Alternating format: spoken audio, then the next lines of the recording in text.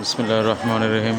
নাসিমা টেইলার্সের নতুন শোরুম আপনারা দেখছেন।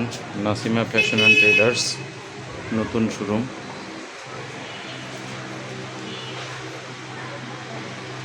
সবেমাত্র গুছানো হলো।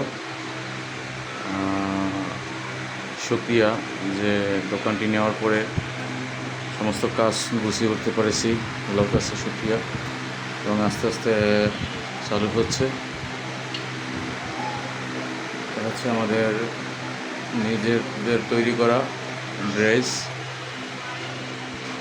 এখানে সকল ধরনের ড্রেস তৈরি করা হয় মহিলাদের জন্য।